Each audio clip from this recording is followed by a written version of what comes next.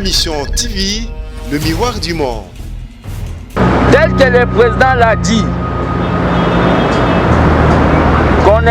qu'on laisse la justice faire son travail.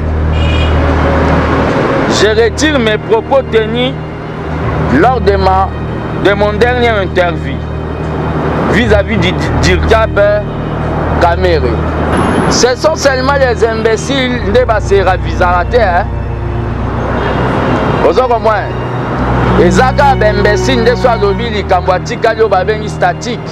Le problème est que menace. Je n'ai jamais eu, jamais de menace à Mobutu, jamais de menace à Kabila, menace à un citoyen. Oya Monique, allo babongo, problème sous ba PC poste. C'est quoi? Justice est katana makamnango. Sans justice est kati makamnango. Et ça verrait que le directeur de cabinet de Achaki Maboko na Kachuana. Normalement, la vie moutako tambolana na moninga moyibite. Bande on a ça INC. Bakomi un peu mapekaya yakomata pour avoir appuyé politiquement l'UDPS nao babengi cash kotokoma nao babengi alternance au moment où lui-même le pacificateur reconnaît que c'était en âme et conscience le plus grand faiseur des rois, c'est le peuple.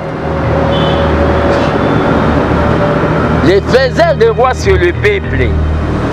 C'est le peuple qui vote. Ma Mission TV, le miroir du monde. Très chers amis de la presse de la liberté, aujourd'hui, je vous ai invité pour faire une communication politique en rapport avec tous les polémiques qu'il y a sur l'affaire 15 millions. Mais au début, je vais faire un préambule par rapport à ce qui concerne la corruption. On peut partir, je crois bien. Il y a aujourd'hui plus de 80% des recettes qui échappent au trésor public de la RDC. Et la RDC est parmi les 5 pays les plus corrompus du monde. Yaoundé, Oyobatikagi, dans le régime de M. Kabila, donc nous sommes parmi les 5 pays les plus corrompus du monde. Suite à la corruption, la RDC chaque année perd plus de 15 milliards chaque année de dollars, 15 milliards de dollars, pas de francs congolais, du fait de la corruption et des détournements des recettes selon le rapport de Luzo Lobambi en 2018. Succès dans les soucis de vivre une bonne gouvernance, non de slogan. Je propose, tant que citoyens congolais et acteurs politiques, la suppression par le gouvernement de tous les sous-comptes créés. Créer des sous-comptes moroboye, dans l'entreprise à l'État, dans la société, et même dans les institutions sous-comptes. Donc la suppression de tous les sous-comptes dans les entreprises, sociétés publiques, ainsi que toutes les autres institutions. En rapport avec l'affaire 15 millions, tous les balles étaient tirées vis-à-vis du directeur des cabinets du chef de l'État. Là, je vois M. Vital Kamerhe, en voyant qu'il avait suspendu le travail des inspecteurs. Mais les chefs de l'État, même les chefs de l'État, n'étaient pas d'accord dans sa procédure. Il lui a rappelé à l'ordre. Boulanda Kiango, dans la TV5, comment le président était clair. Les directeurs de cabinet, c'était tout à fait logique. Babal Nyonso, ils allaient tirer vis-à-vis Naé. Parce qu'il est le numéro 1 de l'administration du chef. On a fait de l'administration du chef. On a fait logique, donc c'est tout à fait logique quand il y a un flou. Batuba Kokako, Komeka, Kotanga Kombo ya Kamerhe, parce que Yendazo dirigé au Babengi administration du chef. Je regrette fort que nos amis de l'INC qui se disent, je dis bien qui se disent les enfants ou fils du pacificateur, puissent s'attaquer à ma personne. Boyokai polémique au Salamaki, au moment où je ne suis pas l'unique à avoir parlé sur affaire où il y a 15 millions. Je comprends très bien, Babouara Kakao Balobi, Libanga la manga côté là. Bafongola ba mitraillette na bango contre ngai au moment na zangaka amote na lobi là m'a 15 millions. Je regrette encore fort que les enfants du pacificateur deviennent gonflés. Bandeko na bisa INC bakomi un peu mapekaya yakomata pour avoir appuyé politiquement l'UDPS na babengi cash protocole na babengi alternance au moment où lui-même le pacificateur reconnaît que c'était en âme et conscience sans contrainte ou mendicité politique, demandement politique. Il a reconnu lui-même, reconnaît que appui naé et pas fati et ala qui na conscience naé moko. Mais ses fils bakomi on babengi très gonflé. Il a lui-même, il s'est rallié au président Fati pour qu'il y ait aujourd'hui alternance. Pour terminer, je tiens à signaler, moi tant que tissérédiste, je tiens à signaler le plus grand faiseur des rois, c'est le peuple. Les faiseurs des rois, c'est le peuple. C'est le peuple qui vote. Pena vote, les Alarana Bengi, il y a toujours eu une voix, un bulletin de vote et un bulletin de vote pour un candidat. La Bible nous enseigne, quand la main gauche donne, ce n'est pas mieux que la main droite sache. Oh, bande on a biso ya UNC ba pesa biso appui politique et comme le gola batutu il faut bailler bango que za bango de ba pesa biso appui politique. Même Bible ils ont condamné yango. Je regrette encore très fort que le soutien de nos amis de l'INC est devenu une chanson de Roland.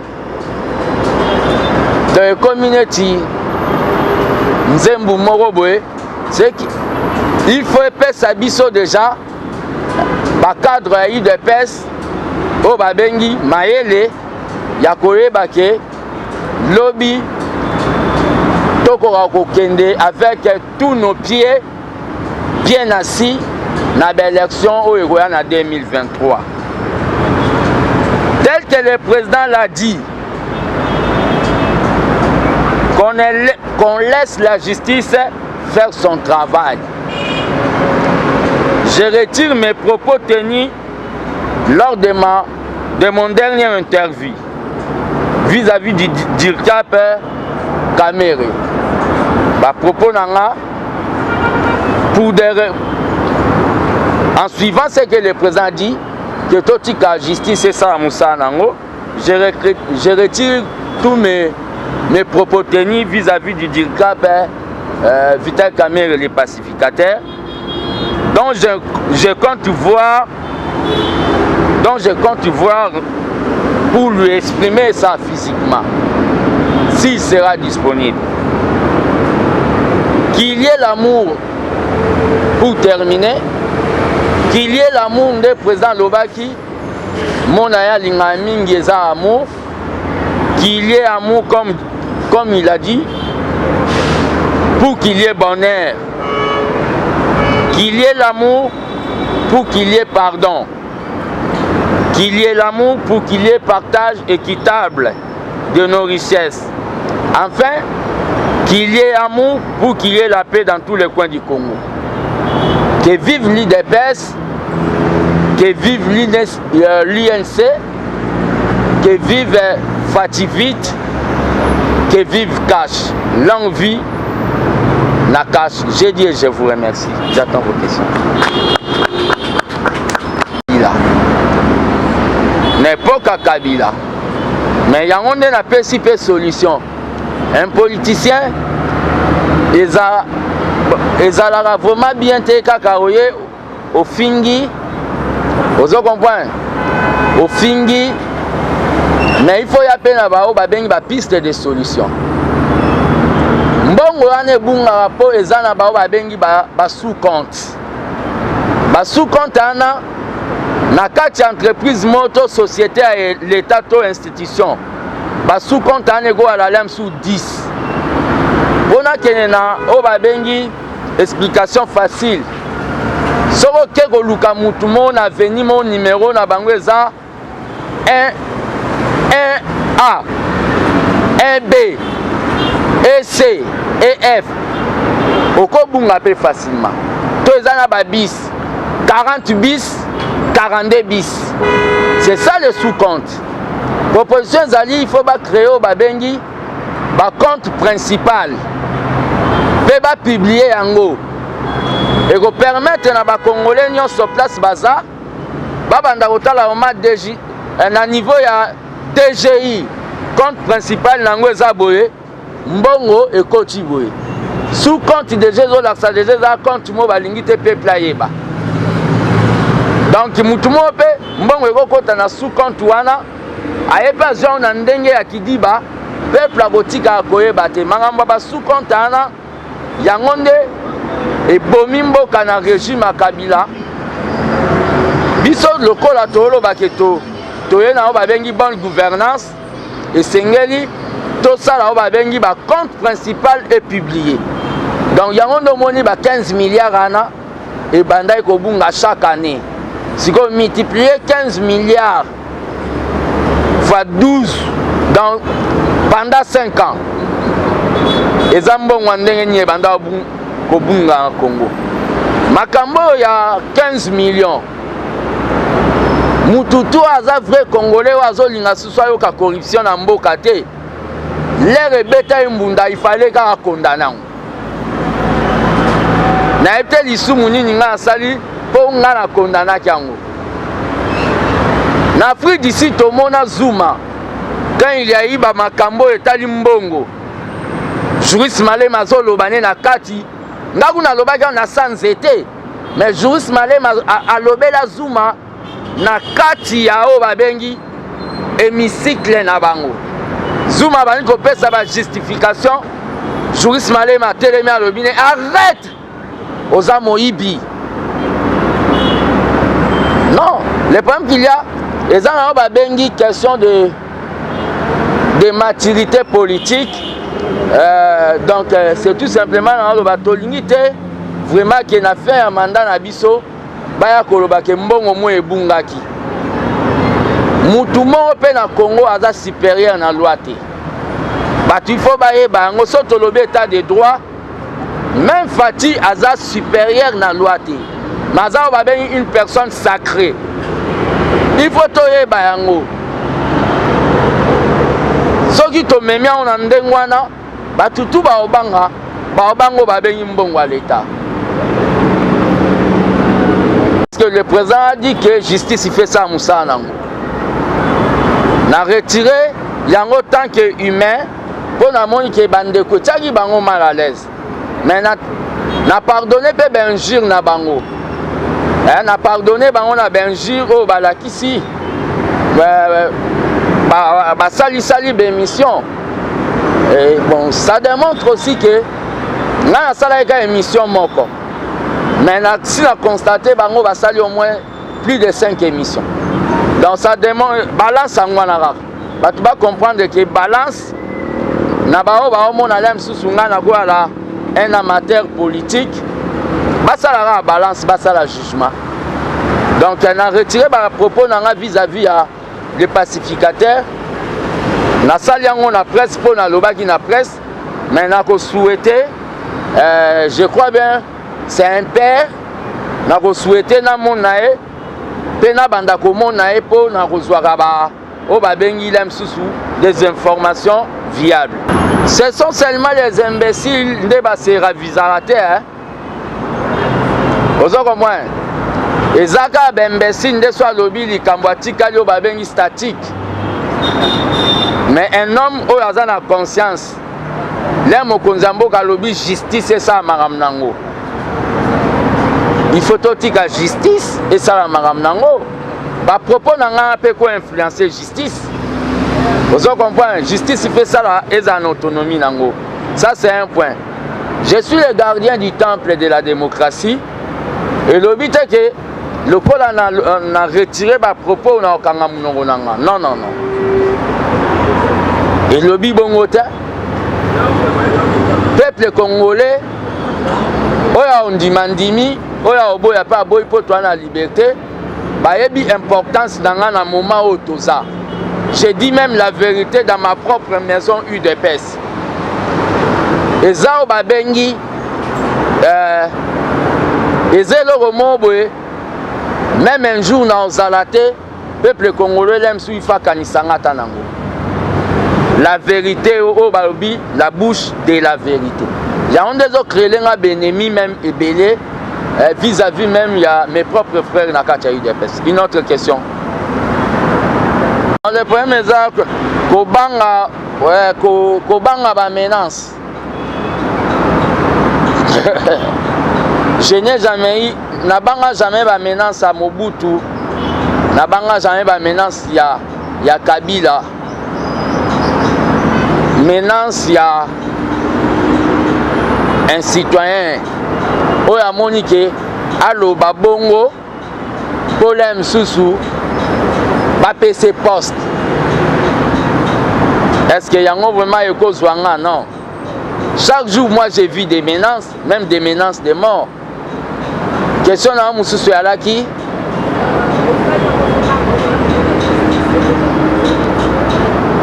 ne me comparez pas avec Mai Moukebaï. Moi, je suis un acteur politique. Mai Moukebaï, c'est un journaliste. Moi, je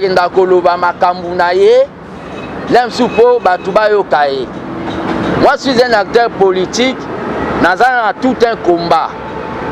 Et que en prison pour le lobby sur la transparence.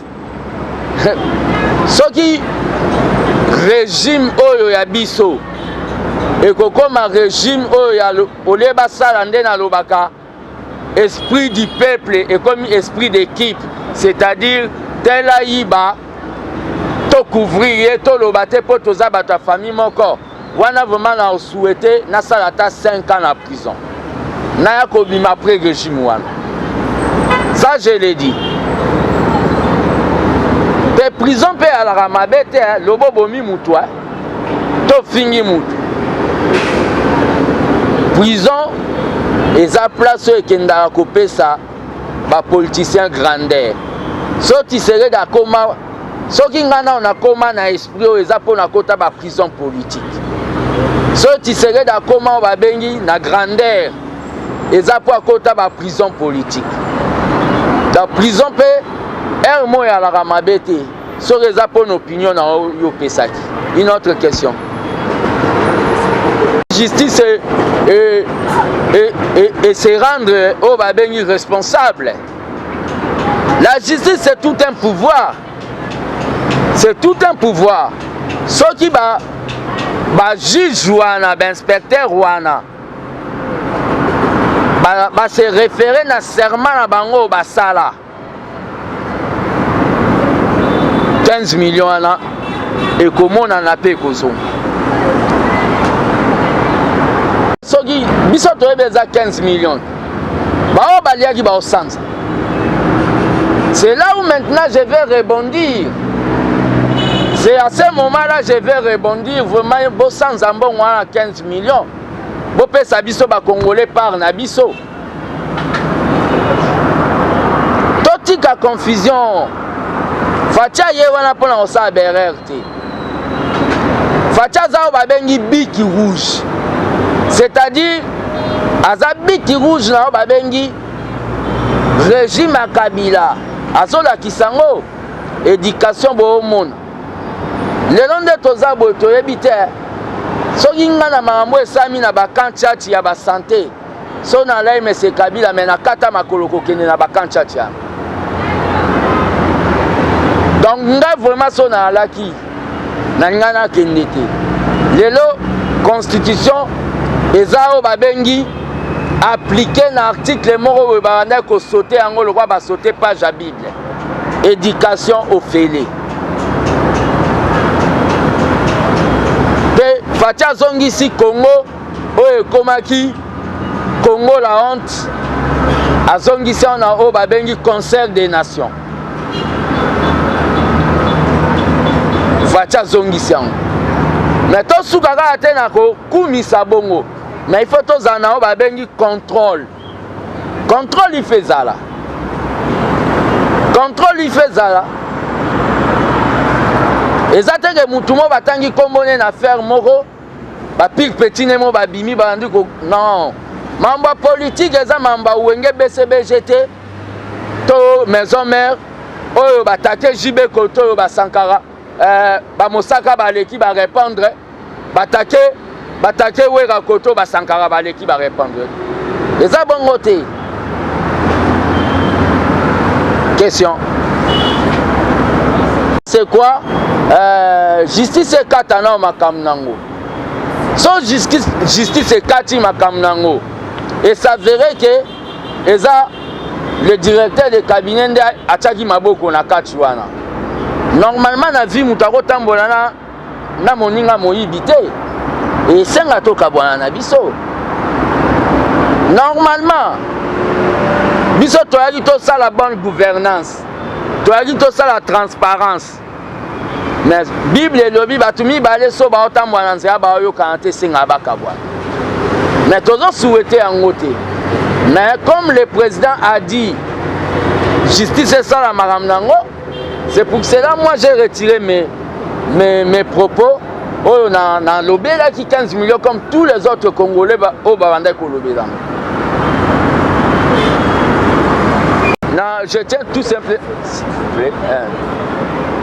ça tant que père de la nation, mais toutefois passer babo sanango so justice et salami. Ça je l'ai dit. Le président depuis longtemps l'Obaka cheval de bataille na yeza réconciliation nationale. Nano abima na katite.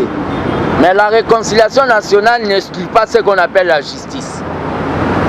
Au moins, Kabila, dans le bagango, na sana bino émission, to supposé Kabila ndenga zalara na kingakati wana ferme na ye.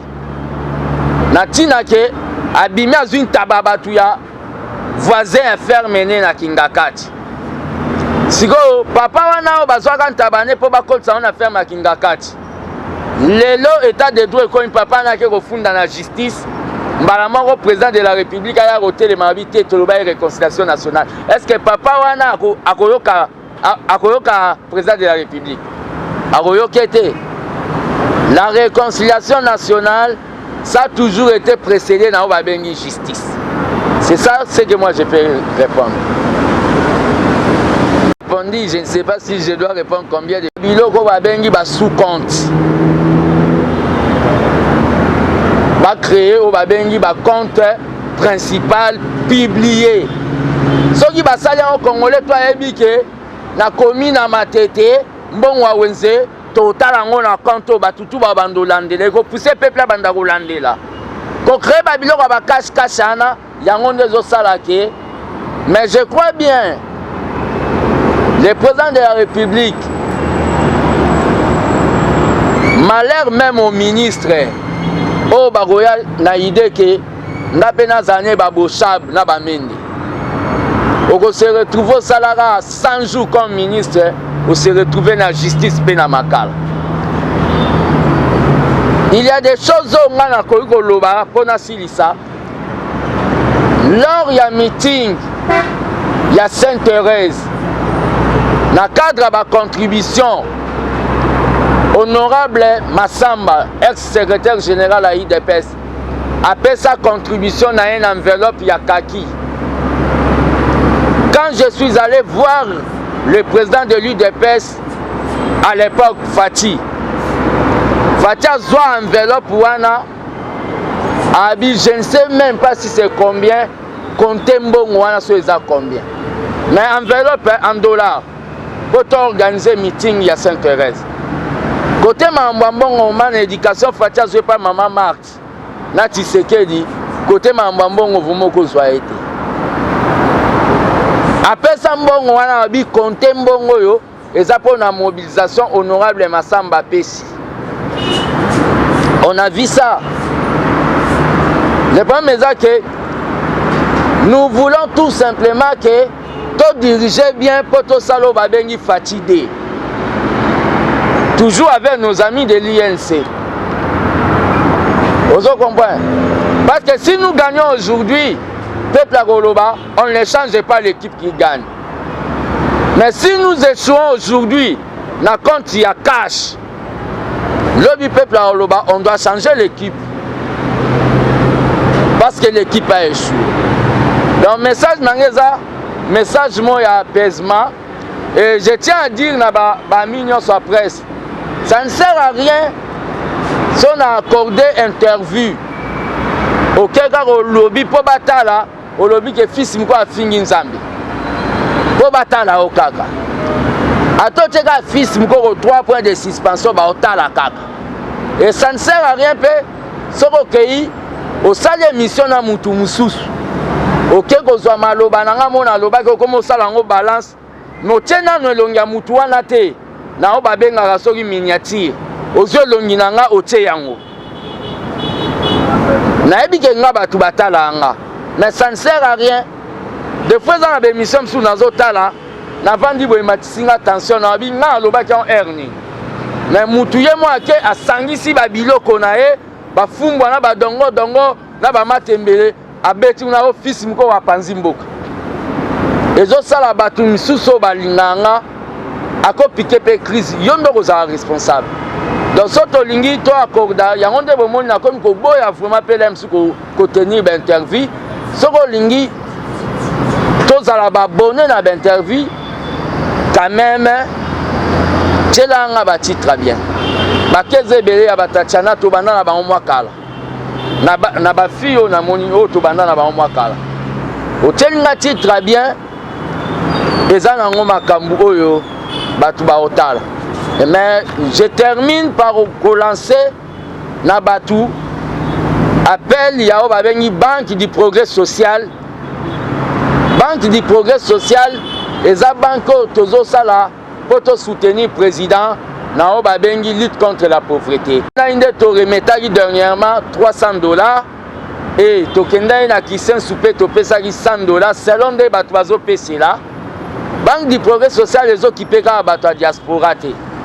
Même yo oyo zaliawa okoyika ko benga nga na numéro nanga plus 243 85 084 65 55. Numéro wana na koyebiso ndenge nini okoki kopesa mbongo wana. Malheur na bato bazoloba kenga na salaka makambu mpona zwa mbongo. Non. Na salaka te boza na confiance na bomona l'air bopesa bambongo ya $1 pour Fati na kenda kocha na loba na batu mutu moko atelema aloba kenga na tindaka mbongo mpona campagne ya Fati mais namona quittance te. Je garde jusqu'à présent ba quittance nyonso ya finka place na banda kocha mbongo. Nous devons aider. Le président ne doit pas jouer avec tous les 11 maillots dans un terrain de football. Alors que chacun doit faire au hasard capable là où il est.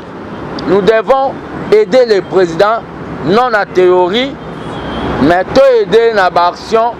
Le cola lobby banque du progrès social, autobandina na ba mama veuve, lobby pe ekokoma et pas ba jeune na ba bengi ba activité informelle.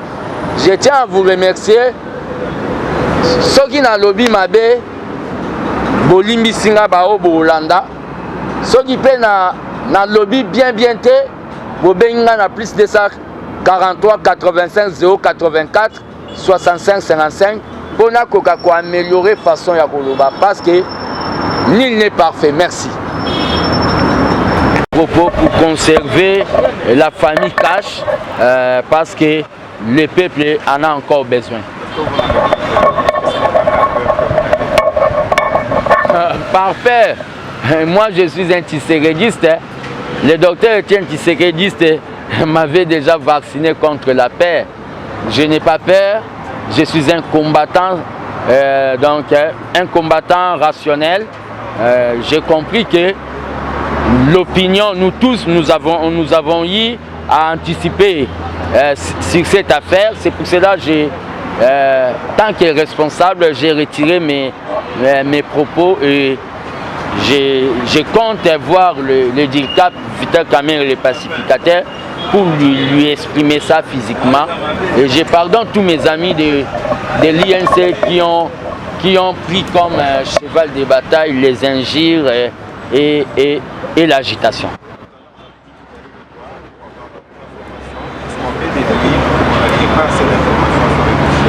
Non, le contact des informations, ça doit être permanent. Ce contact, c'est ce que nous voulons. Moi, j'ai toute une structure qui doit être en contact. J'ai déjà vu le président plus de 5 fois, mais ça sera pour la première fois que je vois le directeur de cabinet, s'il est disponible.